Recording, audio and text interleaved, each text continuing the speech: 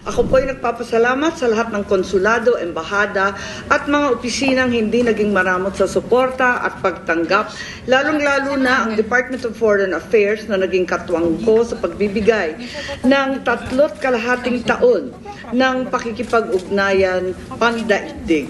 Taas noo at taus-puso po ang aking pag-uulat sa bayan ng ating nagawa bilang tagapamahala ng Komite ng Foreign Relations sa Senado.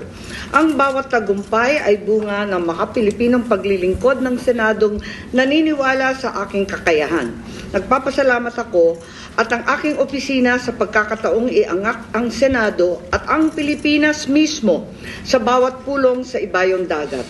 Salamat sa mga kapwa kong senador sa kanilang kumpiyansa at pagtitiwala sa mga hakbang na ginagawa para lamang sa bayan, walang halong damdaming personal o politika.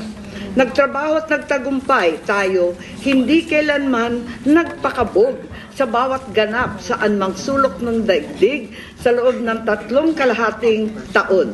Ang inyong lingkod ay nahalal bilang kinatawan ng IPU sa UN, sa United Nations, noon sa Geneva, Switzerland, para sa pulong ng Asia Pacific at napili rin bilang Secretary General ng Asia Pacific Parliamentarians on the Environment sa Seoul, South Korea. At ating kinumbida pa sa Pilipinas silang lahat sa Hunyo.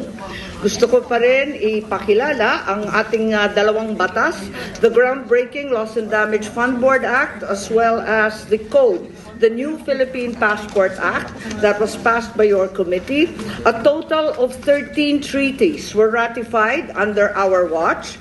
The Violence and Harassment at Work, the Double Taxation Acts, the Social Security Agreements, Cultural Diversity, a long-standing, almost 20-year-old treaty pending for the longest time, and several other acts that should be perhaps the template for many to follow: the Transfer of Sentenced Persons Treaty, the Host Country Agreements, the Philippines-US Narcotics Control, and the Marine Diversity Act.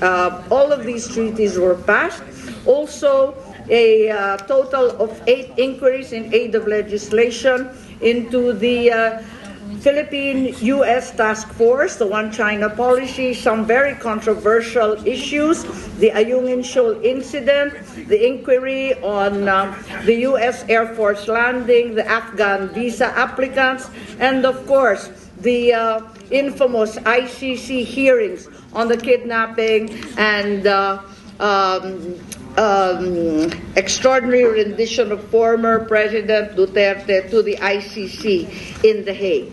Naway mas mapayabong ng susunod na chairman ang komite natin, alang-alang sa kapakanan ng Senado para sa sambayan ng Pilipino.